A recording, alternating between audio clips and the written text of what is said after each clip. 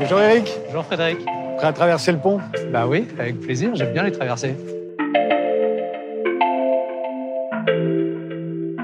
Alors présentez-vous. Eh bien, je m'appelle Eric Bellion, j'ai 45 ans, je suis navigateur et ça fait 20 ans que je navigue en montant des aventures avec des hommes et des femmes tous différents pour essayer de comprendre comment on peut s'épanouir dans la relation à l'autre. Quel a été le déclic? J'ai fait une école de commerce pour faire plaisir à mes parents, faire plaisir un peu à tout le monde. J'ai rencontré deux gars qui avaient le même rêve un peu fou que moi, qui était de faire le tour du monde à la voile.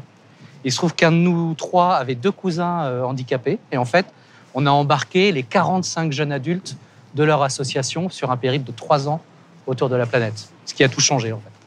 Moi, j'ai voulu aller plus loin pour voir ce qu'on pouvait vraiment fabriquer entre personnes valides et personnes handicapées, si on pouvait créer ensemble de la performance. À un moment, vous vous êtes retrouvé avec un équipage comme ça, basé sur la diversité, et vous êtes allé faire une course contre des professionnels. Vous avez fini 8e. Ouais.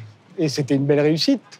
Il fallait voir la tête des grands professionnels de la course au large qui ont vu débarquer devant eux un bateau associatif français. Ce bateau, ça ressemblait à la Cour des Miracles, mais en fait, à bord, il n'y avait que des hommes et des femmes qui pouvaient le faire et qui ont tout mis dedans. Avec cette force-là, on est allé battre des grands professionnels. Ouais. Comment vous l'expliquez d'ailleurs que vous les ayez battus?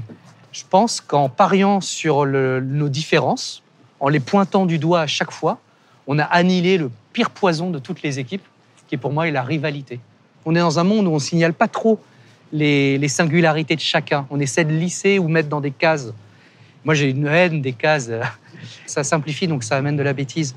Et donc nous, en pointant à chaque fois, en disant « toi, t'es là pour telle raison, toi, t'es là pour cette autre raison, toi, on t'a choisi pour cela », chacun collaborait au maximum de ses possibilités. Et à la fin, on avait un équipage qui vraiment se tenait et qui a dépassé ses capacités, qui s'est transcendé. Est-ce que c'est facile de se réinventer? Non, c'est pas facile de se réinventer. Et en même temps, moi, je sais faire que ça. Et la plupart du temps, quand je vais vendre des projets aussi à des partenaires, ils me disent « mais il est bien votre projet, mais je préférais celui d'avant. Vous voulez pas refaire celui d'avant ?» Et moi, je peux pas refaire quelque chose que j'ai déjà fait.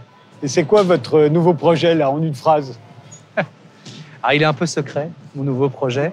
J'ai fait le Vendée Globe en 2016-2017. Arrivé premier, d'ailleurs, des bisous. Ouais, premier bisu. Et je me suis dit, mais plus jamais je referai le Vendée Globe. Résultat, je vais refaire le Vendée Globe. Mais ce qui m'intéresse, c'est, comme c'est la plus grande compétition sur Terre, mais en solitaire, j'ai envie de la twister et d'en faire une performance collective. Donc l'idée, c'est d'aller la faire, mais à plusieurs. C'est triché, ça. Non, dans les règles. Nous voilà au bout du pont. Merci, Eric. Merci Frédéric. À bientôt. À bientôt.